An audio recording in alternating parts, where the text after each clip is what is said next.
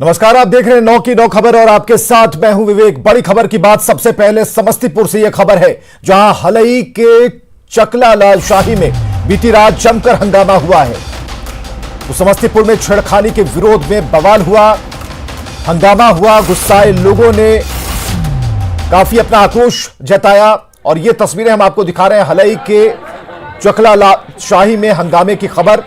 और लोगों का कहना है कि महिलाओं के साथ कुछ लोगों ने छेड़खानी की थी। हंगामा कर रहे लोगों ने दुकानों में तोड़फोड़ की। मामला बिगड़ता देख पटोरी डीएसपी दलबल के साथ मौके पर पहुंचे और मामले को शांत कराया। मुकेश हमारे साथ फोन लाइन पर। रात से लेकर अभी तक की तस्वीर में कितना अंतर है मुकेश, और कार्रवाई क्या हुई है? जी विवेक, ये हंगामा उस वक्त हुआ जब महिला बाजार से लौट के घर जाती है और वो अपने परिवार के लोगों को बताती है, जिसके बाद परिवार के लोग और वहाँ के जो स्थानीय ग्रामीण थे वह चकलाल शाही चौक पे पहुंच करके काफी हंगामा किए, कई दुकान में तोड़फोड़ की और बीच बचाव करने के लिए जो लोग भी गए उनके साथ भी मारपीट की। करीब 2 से 3 लोग इसमें जख्मी भी बताए जा रहे हैं, जिनका इलाज स्थानीय स्तर पर कराया गया। और इस घटना के बाद पटोरी डीएसपी भारी संख्या में पुलिस बल के साथ वहां पहुंचे और तब जाकर के मामला शांत हुआ। इस मामले में हलई ओपी में एक मामला दर्ज कराया गया और पुलिस के द्वारा जो डीएसपी आए थे उन्होंने भी इस मामले में जांच कर कार्रवाई का आश्वासन दिया है। फिलहाल प्राथमिकी दर्ज हुई है और इसके आगे कुछ कार्रवाई नहीं हुई है। विवेक, चलिए, बहुत बहुत शुक्रिया इन तमाम जानकारियों के लिए। हलई के चकला लाल शाही में हंगामे की तस्वीर, समस्तीपुर से खबर, जहां रात भर हंगामे को शांत करने के लिए पुलिस का लगातार अपने दल बल के साथ कोशिश करती रही और पुलिस ने इस पूरे मामले पर काबू भी पा लिया। हालांकि जो कारण बताया जा रहा है उससे लेकर अभी भी पुलिस की जांच जारी है। इधर अगली बड़ी खबर है भागलपुर से, जहां एक युवक को छेड़खानी करना महंगा पड़ गया। महिलाओं ने पकड़ा, धुनाई कर दी और पुलिस के हवाले कर दिया। घटना तिलका मांझी चौक की है, जहां एक मनचले युवक ने राह चलती युवती के साथ छेड़खानी की, जिसके बाद महिलाओं ने इस युवक का दिमाग ठिकाने लगाने के लिए उसे पकड़ा और जमकर धुनाई शुरू कर दी। मौके का फायदा उठाते हुए कई अन्य लोगों ने भी उसकी पिटाई की। बाद में मौके पर पहुंची पुलिस ने उसे हिरासत में लिया।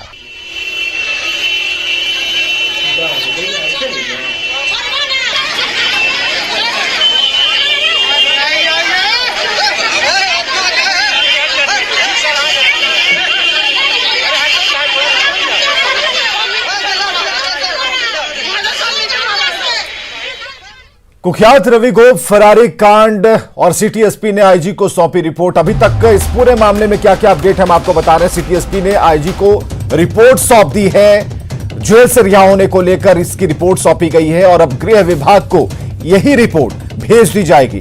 कारा विभाग और पटना पुलिस में ठनी हुई है और पुलिस ने जेल प्रशासन पर आरोप लगाया है। तो अब तक की जो रवि गोप फरारी कांड में जो रिपोर्ट क्या कहती है, कैसे कैसे इसमें खबर बनी आगे, ये सारी चीजें हम आपको बता रहे हैं। पुलिस ने मना करने पर भी रिहाई का आरोप लगाया है। ये सारी बातें अब खुलकर सामने आ रही है। हालांकि उस बात पर कि अब रिपोर्ट भेजी जानी है, उस रिपोर्ट के मुताबिक कार्रवाई होगी, तो गृह विभाग को इसकी रिपोर्ट भेजी जानी है। संजय हमारे साथ मौजूद हैं। संजय, अब जो रिपोर्ट तैयार है, गृह विभाग को यह रिपोर्ट भेजी जानी है, कारा विभाग और पटना पुलिस में अभी भी तकरार बरकरार है, क्या हो रहा है? देखिए, निश्चित तौर पर इस पूरे मामले में दरअसल 50,000 का जो इनामी ये अपराधी था, ये 50 घंटे के अंदर ही जमानत पर छूट गया था और इसकी जांच रिपोर्ट 72 घंटे के बाद सिटी एसपी वेस्ट ने दी है। आईजी ने रिपोर्ट तलब किया था। इस रिपोर्ट में क्या है, इसको लेकर पटना पुलिस के आला अधिकारी कुछ बोलने को तैयार नहीं है। लेकिन सबसे बड़ी बात यह है कि पुलिस अधिकारियों का ये कहना है कि उन्होंने जेल प्रशासन को कहा था 9 तारीख को कि आप 11 बजे तक प्रोटेक्शन वारंट का इंतजार कीजिए और उसके पहले आप उसे नहीं छोड़ें। लेकिन पुलिस अधिकारियों का कहना है कि फुलवारी जेल के अधीक्षक ने उनकी बात को नहीं माना और उसे जेल पर रिहा कर दिया। यानी अब सारी जवाबदेही पटना पुलिस, कारा विभाग और फुलवारी जेल के जो अधीक्षक है उनके ऊपर दे रहा है और अब तकरार शुरू हो गया है कारा विभाग और पटना पुलिस के बीच। लेकिन अब इस रिपोर्ट में क्या है और गृह विभाग इस पूरे मामले में क्या फैसला लेता है, ये देखने वाली बात होगी। लेकिन सबसे बड़ी बात यही है कि इस पूरे मामले में पटना पुलिस की भी जवाबदेही बनती थी। 6 तारीख को वो अरेस्ट हुआ था और 6 तारीख के बाद 7 और 8 2 दिन ऐसे थे जब पटना पुलिस उसके खिलाफ कोर्ट में एविडेंस दे सकती थी कि दानापुर में किडनैपिंग फॉर मर्डर में वो आरोपी है और वो फिलहाल उसको पुलिस उसे वांछित मान रही थी। तो कहीं ना कहीं पुलिस की भी इस पूरे मामले में लापरवाही रही। अब देखना होगा इस पूरे मामले में गृह विभाग क्या फैसला करता है। जी बहुत बहुत शुक्रिया तमाम जानकारियों के लिए संजय।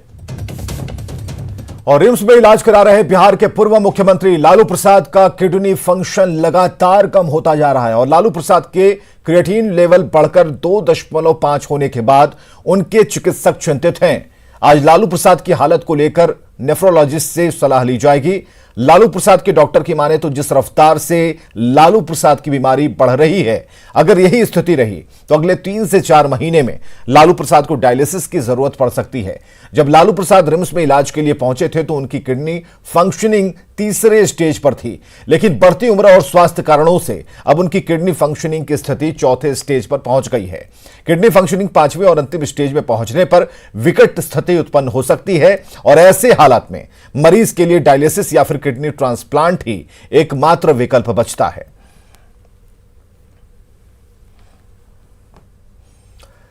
तो लालू प्रसाद यादव 16 बीमारियों से पीड़ित हैं और सभी असाध्य हैं। उन्हें क्रोनिक किडनी डिजीज का 3rd से 4th फेज में पहुंचा हुआ है और इसके अलावा उन्हें कार्डियक प्रॉब्लम है और कभी भी उन्हें मेडिकल सलाह की जरूरत पड़ सकती है। इसके अलावा लालू प्रसाद को क्या बीमारियां, 16 तरह की असाध्य रोगों से लालू प्रसाद मुकाबला कर रहे हैं, लेकिन धीरे धीरे उस स्टेज की तरफ बढ़ रहे हैं जहां पर ट्रांसप्लांट की जरूरत होगी, जहां दिक्कतें और परेशानियां आ सकती हैं। तो ये सारी जानकारी हम आपको दे रहे हैं। उन्हें डायबिटीज है और उपेंद्र हमारे साथ सीधे जुड़ते हैं उनसे। 16 तरह की बीमारियों से लड़ते हुए लालू प्रसाद बेल का इंतजार कर रहे हैं, लेकिन बीमारियों ने ऐसा जकड़ा है उन्हें, कभी उससे निजात कैसे मिलेगी, इस बात की दरकार है उन्हें।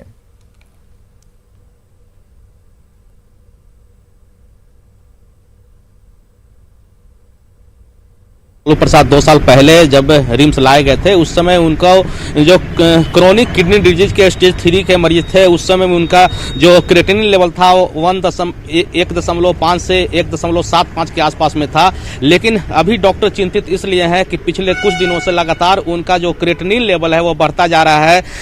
आपको बताएं कि क्रिएटिनिन लेवल ही वो पैमाना होता है जिससे पता चलता है कि किसी व्यक्ति का जो किडनी है वो कितना फंक्शन कर रहा है। तो अभी 2.5 का जो उनका क्रिएटिनिन लेवल है वो यह दर्शाता है कि अब स्टेज 4 के मरीज हो गए हैं। और अगर यही स्थिति रही, डॉक्टर उमेश प्रसाद से हमारी बात हुई, उन्होंने स्पष्ट कहा कि हम लोग चिंतित इसीलिए हैं कि अगर ये क्रिएटिनिन लेवल बढ़ने का रफ्तार यही रहा तो आने वाले 3 से 4 महीने में संभव है कि फिर लालू प्रसाद को डायलिसिस इसलिए कराना पड़े क्योंकि शरीर में क्रिएटिनिन लेवल काफी बढ़ जाएगा और कई तरह की समस्याएं फिर आनी शुरू हो जाएगी। ये चिंता की बात है और शायद इसीलिए आज रिम्स के जो नेफ्रोलॉजिस्ट हैं डॉक्टर प्रज्ञा पंत, उनसे विशेष सलाह ली जाएगी। संभव है कि दोपहर के बाद प्रज्ञा पंत खुद लालू प्रसाद के किडनी की जांच करें, कई तरह के टेस्ट करवाएं और फिर उसके बाद आगे का फैसला लें कि आगे उनको यहां रखना है या फिर उनको अच्छे संस्थान में या बड़े संस्थान एम्स दिल्ली के लिए भेजा जाए। इसको लेकर के भी फैसला आने वाले 2-3 दिनों में होगी। लेकिन आज जो जानकारी है उसके अनुसार रिम्स की नेफ्रोलॉजिस्ट कह सकते हैं सुपर स्पेशलिस्ट नेफ्रोलॉजिस्ट डॉक्टर प्रज्ञा पंत उनकी जांच करेंगी। जी बहुत बहुत शुक्रिया हमसे बातचीत के लिए, तमाम जानकारियों के लिए। तो आज नेफ्रोलॉजिस्ट से सलाह ली जाएगी और डॉक्टर ये बताएंगे कि आगे करना क्या है। सीएम नीतीश कुमार आज जलवायु के अनुकूल कृषि कार्यक्रम का शुभारंभ करने वाले हैं और 30 जिलों में पहले साल और 8 जिलों में दूसरे साल के कार्यक्रम का मुख्यमंत्री शुभारंभ करेंगे। और इस कार्यक्रम में सीएम नीतीश कुमार के अलावा डिप्टी सीएम तारकिशोर प्रसाद, रेणु देवी, कृषि मंत्री अमरेंद्र प्रताप सिंह और ग्रामीण कार्य एवं जल संसाधन मंत्री विजय कुमार चौधरी मौजूद रहेंगे। आपको बताएं कि जल जीवन हरियाली सीएम नीतीश कुमार का ड्रीम प्रोजेक्ट है और इसके तहत सीएम चाहते हैं कि जलवायु के अनुकूल खेती की तकनीक को बढ़ावा दिया जाए। अब जान लेते हैं क्या है जलवायु के अनुकूल कृषि तकनीक। तो जलवायु के अनुकूल कृषि टॉप साइकिल का चयन किया जाएगा। इसमें फसल कैलेंडर के मुताबिक समय पर बुआई होगी और आज से 30 जिलों में यह योजना शुरू होगी। जलवायु के अनुकूल फसलों का क्वालिटी बीज भी देखा जाएगा। किसानों को बुआई की उत्तम तकनीक मुहैया कराना प्राथमिकता होगी। इसके अलावा जीरो टिलेज, हैप्पी सीडर और पंक्ति में बुआई की जाएगी। नई तकनीक का इस्तेमाल होगा। मिट्टी और जलवायु के मुताबिक फसल का चयन होगा, कब क्या लगाना है। जल, पोषक तत्व और खरपतवार का समुचित प्रबंधन भी इसके अंतर्गत किया जाएगा। किसानों के लिए ट्रेनिंग की भी व्यवस्था की गई है ताकि उन्हें ट्रेनिंग दिया जाए, तकनीक से जोड़ा जाए। किसानों के लिए भ्रमण कार्यक्रम भी तय होंगे, दूसरी जगहों से जाके उस कंसेप्ट को हायर करें। फसलों के अवशेष के प्रबंधन की भी तकनीक इसमें खास तौर पर होगी और ये उस निश्चय के तहत है जो मुख्यमंत्री ने सपना देखा है, खासकर किसानों को लेकर। इधर वैशाली में आज बीजेपी की एक बड़ी बैठक होने वाली है। बड़ी खबर हम आपको बता रहे हैं, बिहार बीजेपी प्रभारी भूपेंद्र यादव इस बैठक में शामिल होंगे। तो वैशाली में आज बीजेपी की बड़ी बैठक है, बीजेपी प्रभारी भूपेंद्र यादव शामिल होंगे। राष्ट्रीय सह संगठन महामंत्री सौदान सिंह भी इस कार्यक्रम में शामिल होने वाले हैं। प्रदेश अध्यक्ष संजय जायसवाल भी मौजूद होंगे। केंद्रीय गृह राज्य मंत्री नित्यानंद राय भी शामिल होंगे। वैशाली गढ़ पर होगी बीजेपी की बैठक और बिहार बीजेपी के सभी नेता मौजूद होंगे। कृषि कानून के समर्थन में बीजेपी बिहार भर में सम्मेलन कर रही है। बिहार बीजेपी के नेता राज्य के सभी जिलों में सम्मेलन कर लोगों को यह बता रहे हैं कि किसान कानून से कैसे किसानों का भला होगा।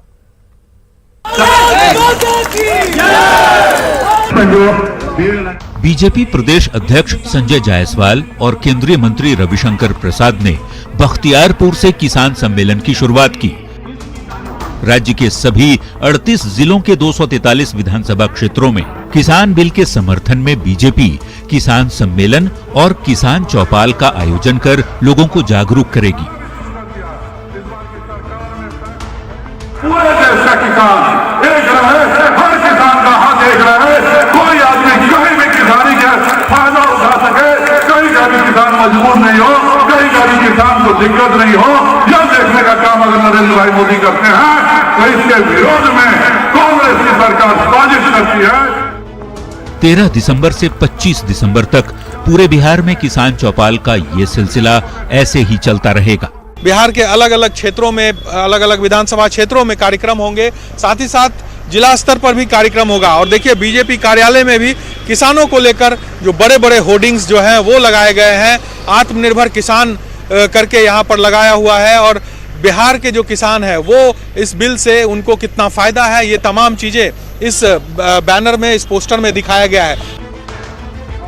किसान सम्मेलन और किसान चौपाल के जरिए बीजेपी नेता विपक्ष के दुष्प्रचार को काउंटर करने में किसान सम्मेलन कितना कारगर साबित होगा, ये देखना दिलचस्प होगा। न्यूज 18 के लिए बाढ़ से अनिरुद्ध के साथ पटना से साकेत कुमार की रिपोर्ट। तो बिहार में कृषि कानून पर सियासी बयानबाजी तेज है। बीजेपी ने पूरे प्रदेश में किसान चौपाल लगाने का फैसला किया है, जिसकी शुरुआत बख्तियारपुर से हो गई। बीजेपी के किसान चौपाल पर विपक्ष सवाल खड़े कर रहा है, तो बीजेपी और जेडीयू नेताओं का कहना है कि विपक्ष किसानों को भरमा रहा है। देश के किसानों के सामने यह वकालत नहीं कर पाएंगे क्योंकि उनके पास थोथी दलील के अलावा किसानों के सवालों का, प्रश्नों का जवाब ही नहीं है। देश का किसान बदहाल है, बेहाल है, सड़कों पर है और ये चौपाल लगाएंगे। बीजेपी किसान विरोधी है, गरीब विरोधी है, ये सबको पता है। हमने कृषि रोड मैप बनाया, आज उसका नतीजा है कि किसान अपने मामले पर सड़कें बनाई, हर खेत तक बिजली पहुंचाने की कार्य योजना हम इतने लंबे अरसे के बाद कर रहे हैं। तो स्वाभाविक है बिहार के किसान इस बात को महसूस करते हैं कि एनडीए की सरकार और उसके मुखिया आदरणीय नीतीश कुमार जी ने जो काम किया आधारभूत संरचना के क्षेत्र में, उसका फलाफल मिल रहा है। विषयों को कहीं ना कहीं भ्रमित करने के लिए और जिस प्रकार से इस आंदोलन को गति दी जा रही है, लोगों को भ्रम फैलाने में, बिल के विरोध में लोगों को खड़ा करने का, तो निश्चित रूप से भारतीय जनता पार्टी की जवाबदेही है कि हम अपने लोगों को, अपने किसान भाइयों को निश्चित रूप से सही विषयों से अवगत कराएं। छोटे से अंतराल के लिए रुकते हैं, जाइएगा कहीं नहीं, आगे बात करेंगे कड़ाके की ठंड की।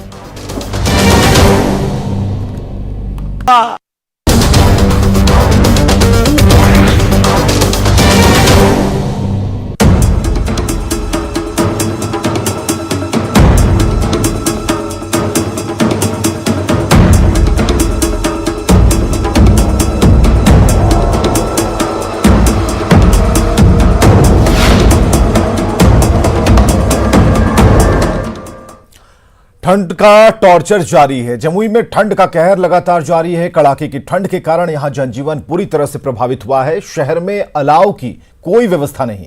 रिक्शा चालक कचरा जलाकर ठंड से बचने की कोशिश कर रहे हैं। जिसका जायजा लिया है हमारे सहयोगी केसी कुंदन ने।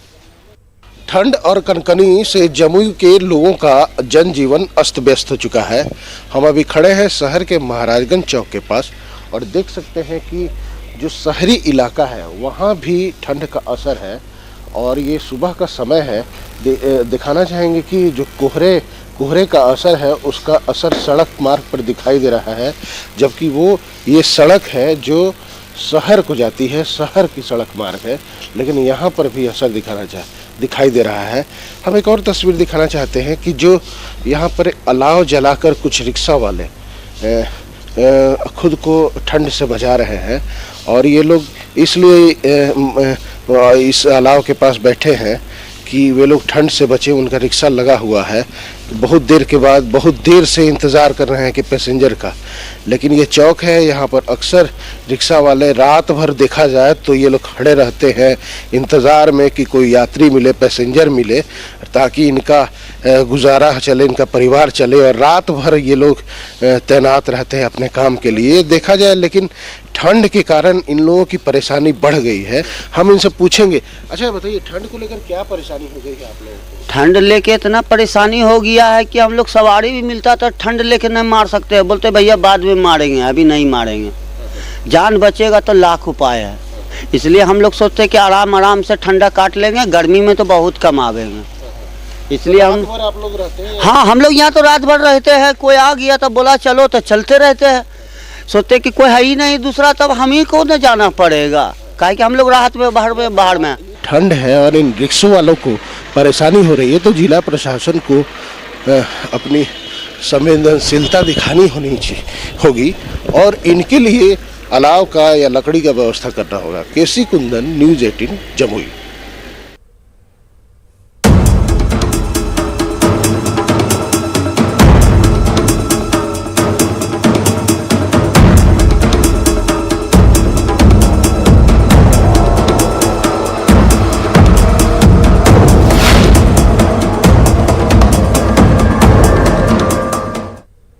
और खबरें लगातार जारी हैं, आप बने रहिए हमारे साथ।